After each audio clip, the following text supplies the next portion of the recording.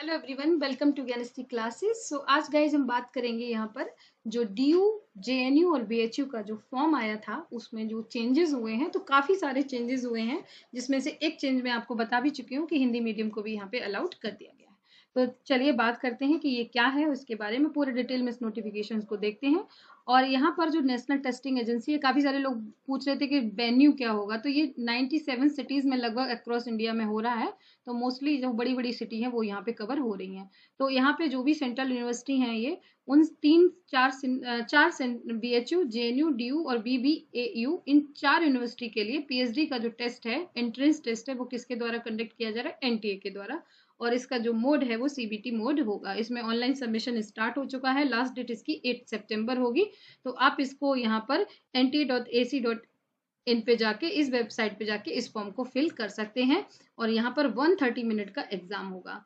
लेस्ट बाकी इन्फॉर्मेशन को देखते हैं। जो ये चेंज हुआ है कि यहाँ पे हिंदी मीडियम बाईलिंगुअल, तो आप अब हिंदी मीडियम में भी इस एग्जाम को दे सकते हैं। साइंस सब्जेक्ट सिर्फ इंग्लिश मीडियम होगा और लैंग्वेज के जो टेस्ट होंगे वो सिर्फ आपके उसी भाषा में होंगे जिस लैंग्वेज से आप पेपर दे रहे हैं। बाकी क्या चेंज हुए हैं यहाँ पर वो देखते हैं कि यहाँ पर सब्जेक्ट का जो कॉम्बिनेशन होगा, for each paper, type of question in each paper, the mode of examination are given in the table below. So they are 100 subjects हैं टोटल। उन 100 सब्जेक्ट्स के लिए ये टेस्ट हो रहा है। The question paper will have 2 section. पहला section research methodology है, दूसरा सब्जेक्ट जो भी आप सब्जेक्ट से देना चाहते हैं।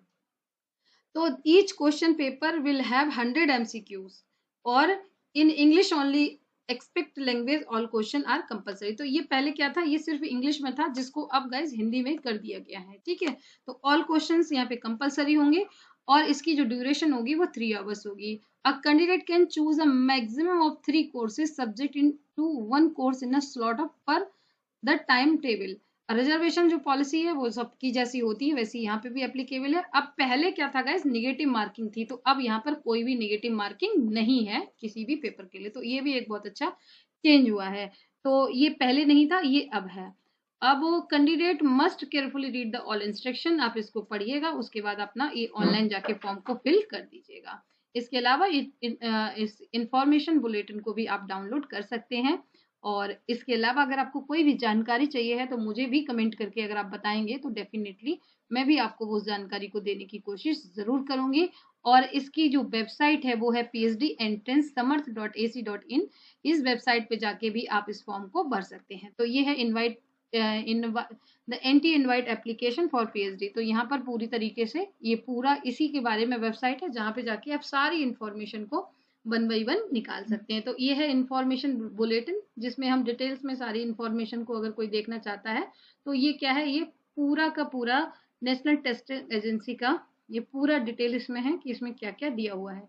तो यहाँ पर इंट्रोडक्शन है आपका, एलिजिबिलिटी है ना। तो सबसे ज्यादा जरूरी है हमारे लिए एलिजिबिलिटी को जानना। तो बार बार सभी लोग पूछ रहे हैं कि मैम इसके लिए क्या एलिजिबिलिटी है। पहली बात, एज की अगर मैं बात करूं तो इसके लिए किसी भी तरह की कोई भी एज नहीं है। एज लिमिट में किसी तरह का कोई इशू नहीं है। तो आपकी चाहे एज जो भी हो, आपको इस एग्जाम को देना है। दूसरा कि इसके लिए कोई भी, आप नेट हैं, जेआरएफ हैं या नहीं है, आप तब भी इस एग्जाम को दे सकते हैं। सभी को इस एग्जाम को देना है और किसी के लिए भी इस एग्जाम से छूट नहीं है। तो यहाँ पर ये टोटल 100 सब्जेक्ट है जिसकी ये लिस्ट है और इस लिस्ट से आप एग्जाम को दे सकते हैं। अब हम सब बात करते हैं कि बेसिकली इसके लिए एलिजिबिलिटी क्या होगी और क्या योग्यता है जिसके द्वारा आप इस एग्जाम में बैठ सकते हैं। तो एज लिमिट, पहली बात, कोई एज लिमिट नहीं है। और the candidate who have passed there post graduation degree और अपीयरिंग।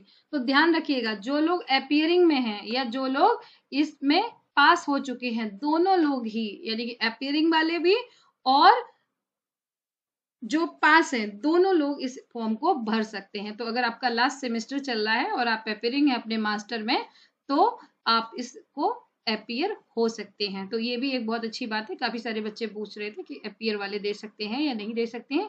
और बेसिकली यहाँ पर हर शेड्यूल कास्ट के लिए 15%, एसटी के लिए 7.5%, पीडब्ल्यूडी के लिए 5%। तो यहाँ पर जो भी रिजर्वेशन है वो यहाँ पे रिजर्वेशन पॉलिसी को दिया गया है। तो एग्जाम को भरने से पहले आप चाहे तो इस नोटिफिकेशन को पढ़ लीजिएगा, नहीं पढ़ सकते हैं तो आप मुझसे प्रश्न पूछ लीजिएगा। तो ये सारी की सारी इंफॉर्मेशन थी आपकी पीएचडी एंट्रेंस टेस्ट के बारे में। इसके अलावा भी अगर आपको कुछ भी जानना है तो प्लीज़ मुझे ज़रूर मैसेज करें, वीडियो को लाइक करें, शेयर करें, सब्सक्राइब करें। आपके लिए मैंने बहुत बहुत इस पे मेहनत की है और ये मीडियम को चेंज कराने के लिए। तो गाइज प्लीज़ एक लाइक बनता है, शेयर भी बनता है। So thank you so much and wish you all.